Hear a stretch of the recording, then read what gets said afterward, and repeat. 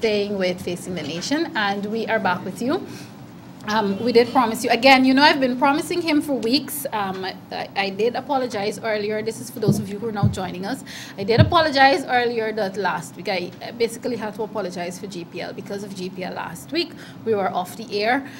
So it's good to be back. And I am happy. This is the first time this young man is on Facing the Nation.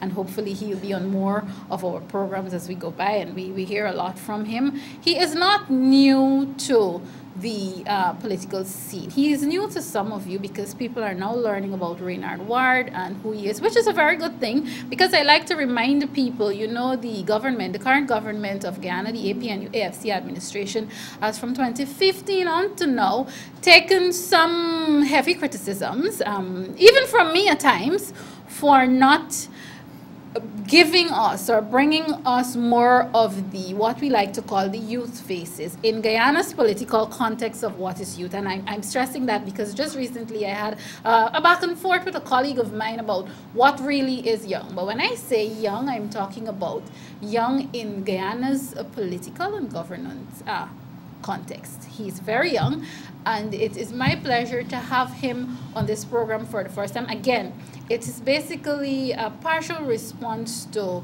the fact that people continue to heavily criticize the current administration for not giving enough young persons a chance to serve. And I know this gentleman is very, very happy and enthusiastic to serve, as he has already begun to do so. Reynard Ward, the new APNU AFC Member of Parliament. Welcome to Facing the Nations. And for the first time publicly, we've spoken before, but for the first time publicly, congratulations to you, sir.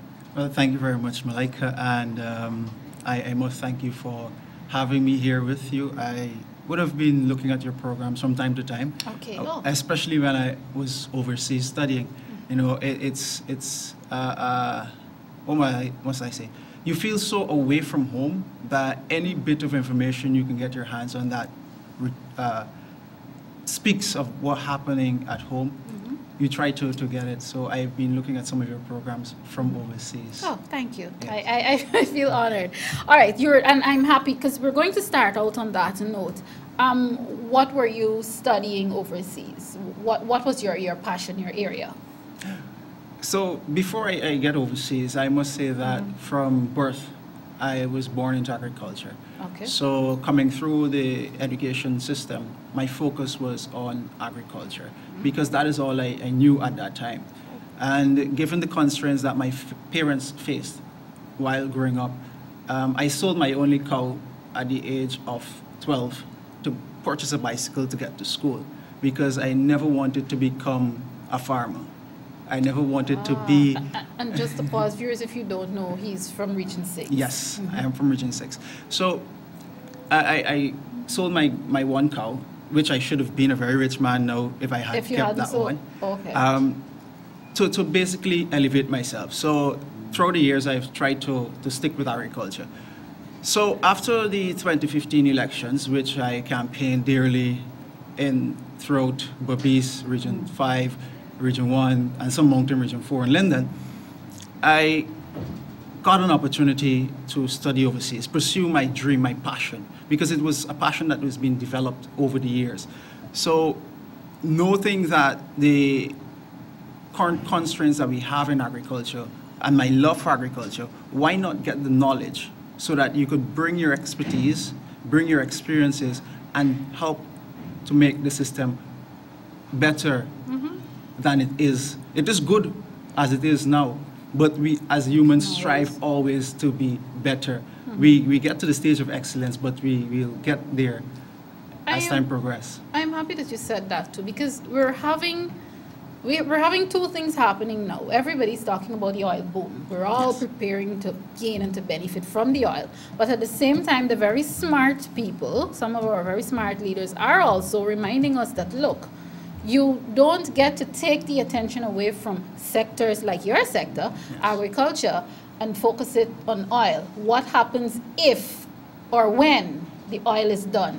It may not be in your lifetime or my lifetime, but what happens then if you neglect agriculture? So I'm asking you, do you find now that it would be challenging to keep developing and keep growing well, I'm calling it, for the purpose of this program for yours, I'm calling it his sector, agriculture sector.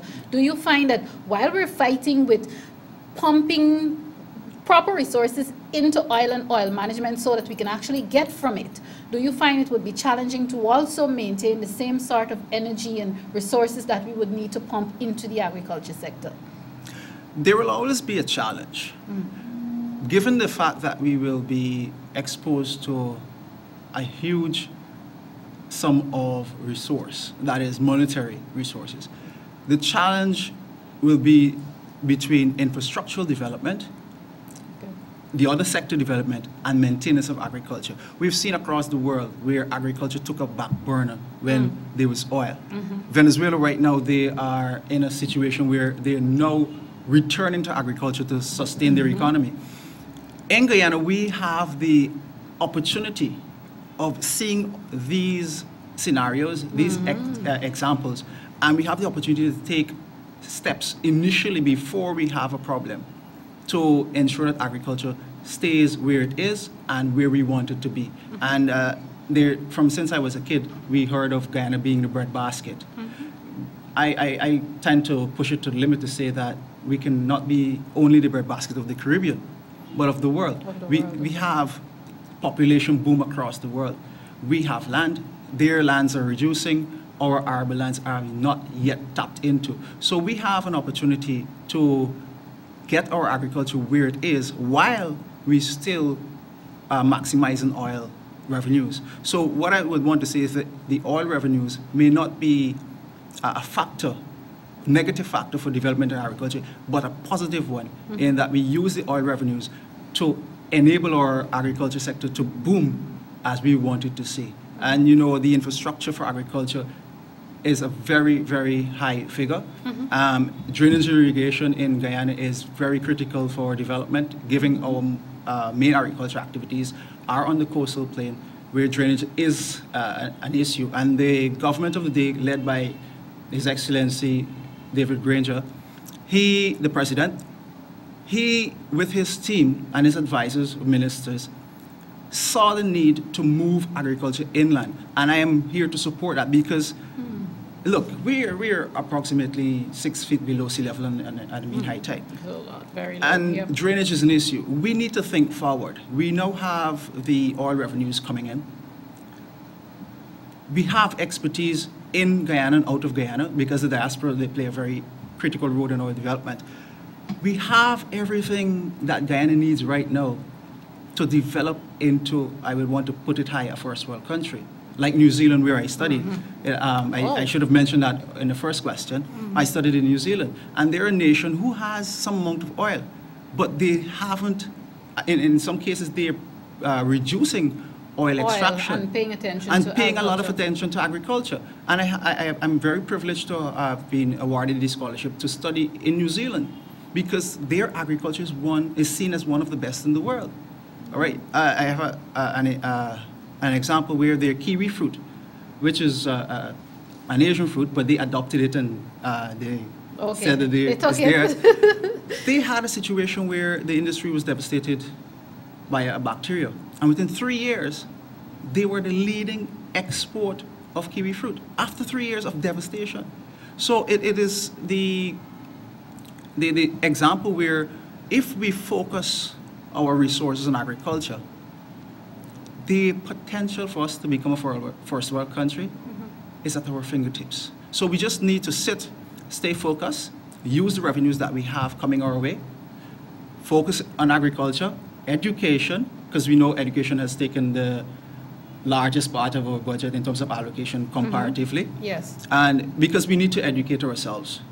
If we don't know what we're doing, then we will do things that we will regret later. So this government has paid significant interest and investment in education, among other sectors like technology, which is very vital in our development.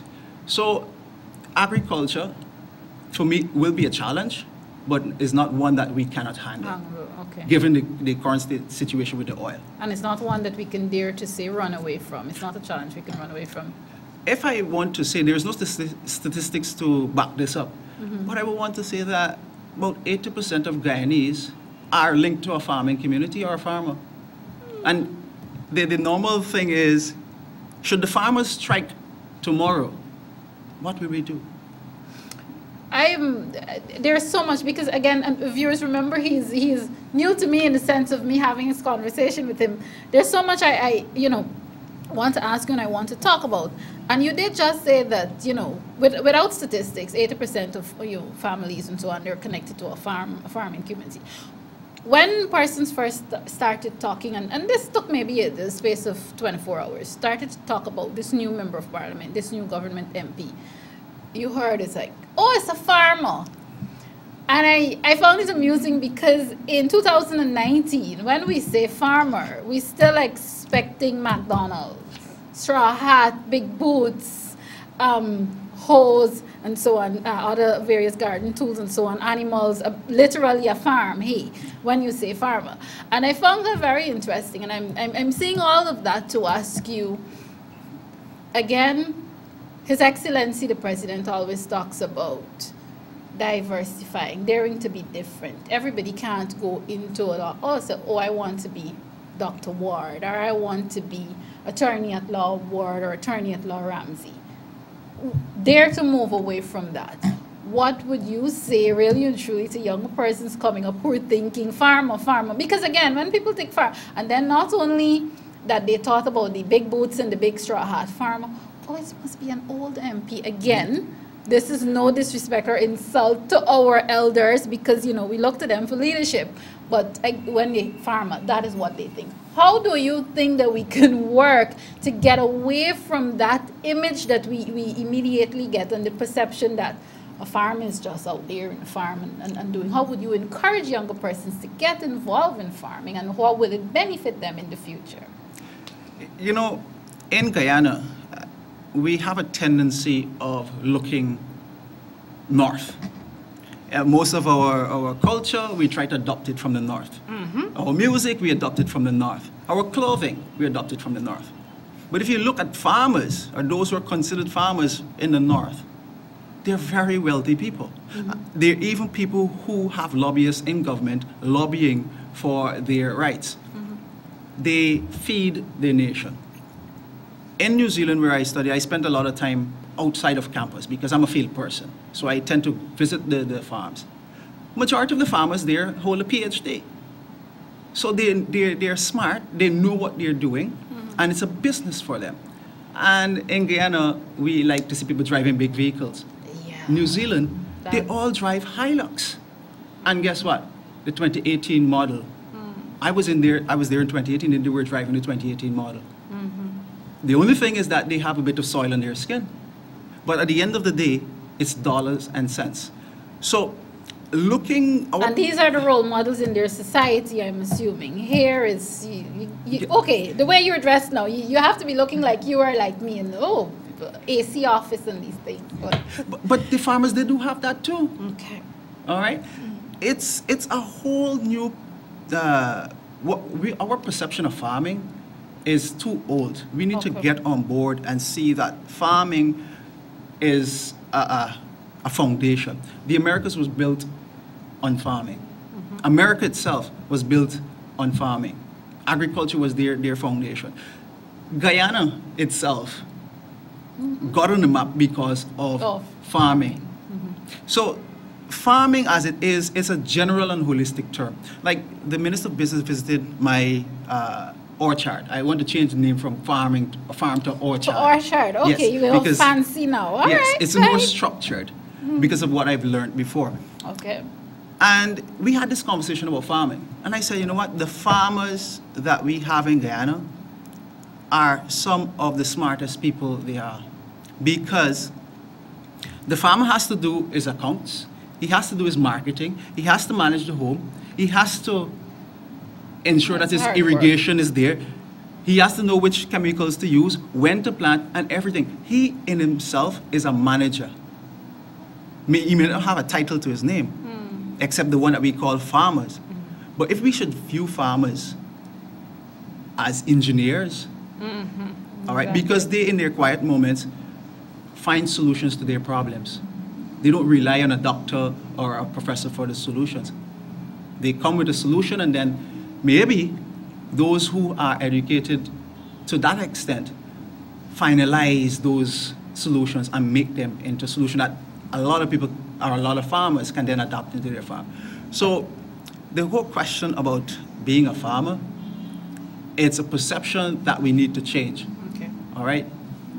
Farmers utilize all the technologies that are available. And there are a few young persons who would have been in contact with me that are currently developing apps. One, when there was the cabinet outreach in Berbice, he was there to launch his app. All right? And at that point, he met with some farmers, and they indicated to him, look, there are some shortcomings within your app. And he's currently working on them to make sure that the shortcomings are addressed. So farming, holistically, it's a beautiful profession, a noble one at that, and it can bring anyone out of poverty. So I'll leave it at that for now. Oh, go. Perfect. I want to ask you in general about young people and your influence. And thus far, I mean, it's only been, you're still young in Parliament, very, very young. You're still Yes, a toddler, yes. actually. I want to ask you about your experiences thus far. And for young people out there who, and I did allude to the fact earlier that the current administration would have been heavily criticized, even sometimes by its own members, for not having more young people at the front, at the forefront of, and I want some of our leaders to understand this, because sometimes when you raise this with them, you hear, but oh, this young person going to school, or this young person is being trained in, you know, in whatever science and technology or what.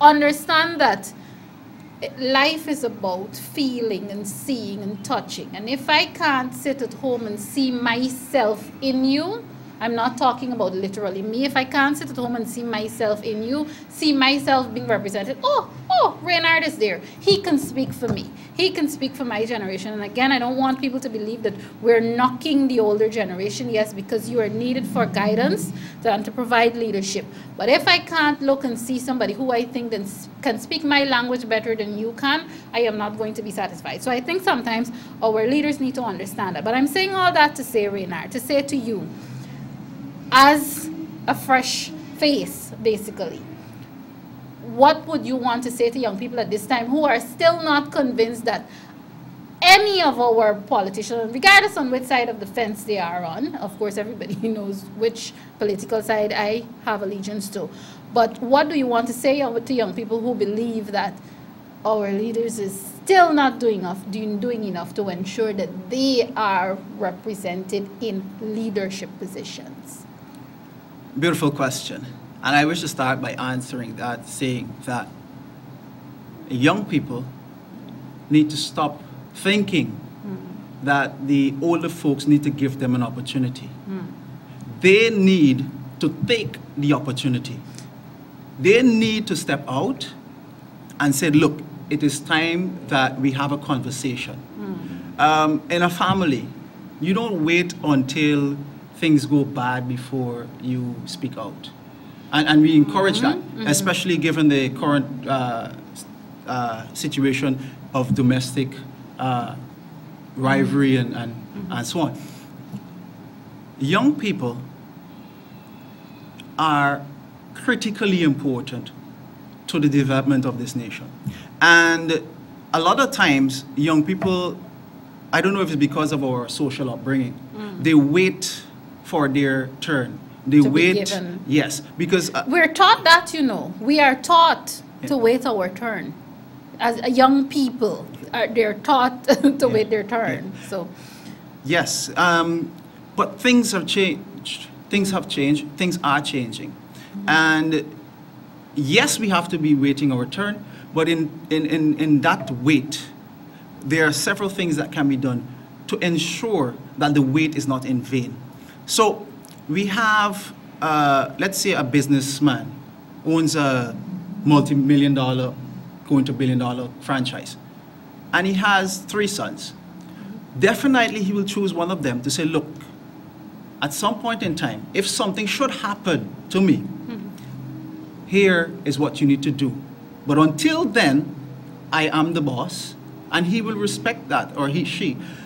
The point I'm trying to get at is, even though we're told to wait, and even though it's not something that is written to say you have to wait, we understand that respect is necessary. Respect should be given to those who would have come through the path of life. And if we should learn from their mistakes, learn from their successes, then we as young people are in a better position to navigate life a bit easier. And in terms of politics, a lot of people saying politics is crabby.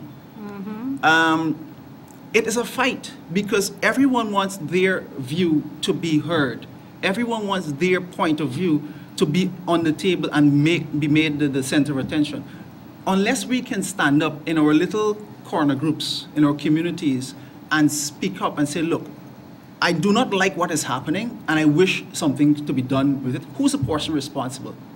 No longer are the days where my father used to say, you cannot speak among big people because you need to know your place. Society has changed, and we are now afforded the opportunity to speak up. And myself being a member of parliament is a testimony of what young people can aspire to be. Okay. I didn't just get into parliament just like that. I started from the East Bank Burbis Road. I protested the then PPP government for spending the money wastefully because I was riding the road each day. Coming into government after 2015, I protested my own minister, Minister Patterson, for the road which I was protesting against the PPP. But it was the point where I was holding a focus and saying, you know what, we're from this community and we need development. And I did not just sit back and whisper to Minister Patterson, hey, Minister, you need to fix my road because I'm a part of your party list. Party and man. And I'm a party man and, you know, like we would say in Burbis, susu. All right?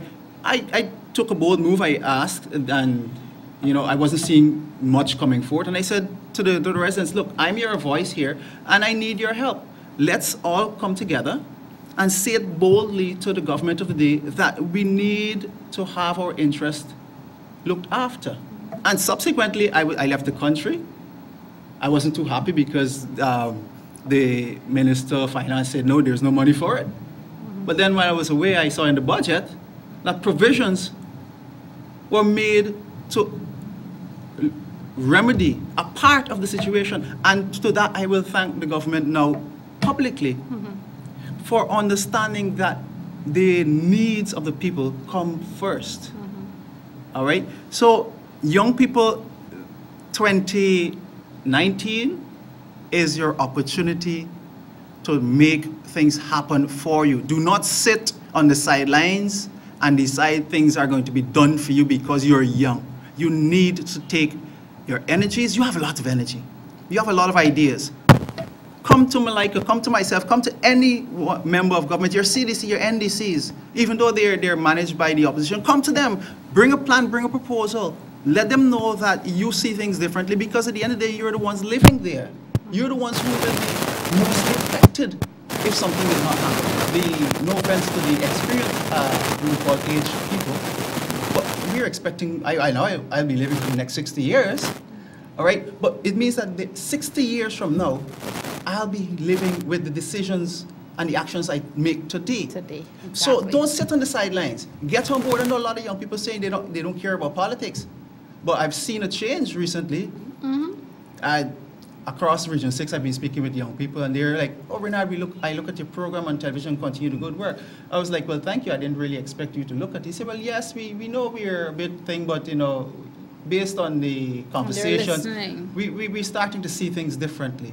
And here in Region 4, I don't know what's the coverage of Channel 6, but youths, this country is ours.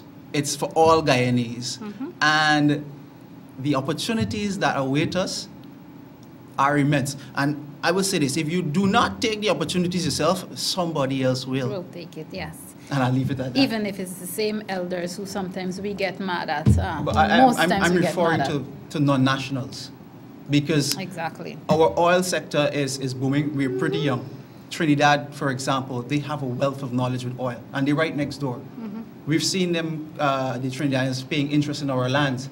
because they know our potential. So we need to get up. They're and certainly get our buddy things pals, doing. but that's Yes. another conversation. Reynard Ward, Yes. it has been a pleasure. Again, viewers, this conversation would have been long in coming. He's going to be back as time progresses and so on. I have his number, so I know exactly how to call him and ask him when to come on. But unfortunately, that's all the time that we have on today's program. Thank you so much for coming again. Congratulations, viewers. If you missed the conversation, you're now tuning in. A little later on in the day, it will be loaded to YouTube and, of course, to Facebook. Reynard Ward, new Member of Parliament, Government Member of Parliament, APNU, AFC Member of Parliament. Thanks for coming on today's program. Well, thank you very much, Malika. And if people want to get in touch with me, Reynard Ward on Facebook, my profile is open. Just do add or send a text. I'm happy to respond. All right, great. You see, and he's ready to serve. We have good people all around, huh? So you don't give up hope. There's always hope. Unfortunately, I'm going to have to leave the program there for today. Thank you so very much for tuning in. I always remind you to be good Guyanese citizens. Take care of yourselves. On that note, I know lots happening. I'm still not a supporter of it necessarily, but it is what it is. It's here. This is Guyana's carnival season. There's so many things happening in terms of the drinking and the partying. Folks, I'm not saying be, like me. Those who know me personally know I prefer to be at home in front of a television screen and all of that in the peace. Oh, for those of you who like the party scene and the nightlife, please do so carefully in a safe manner. Do not drink and drive. These are the times when so much happens. People sneak in on you, even those... We still have criminal elements in society, so if you're going to party safe. Ensure that your money is where it's supposed to be in a safe place. Do not walk around with large sums of cash, and please be very, very careful. I always remind you, be good Guyanese citizens. Take care of yourselves. Take care of each other. Of course, I am Malika Ramsey, and this has been Facing the Nation. Thanks for watching.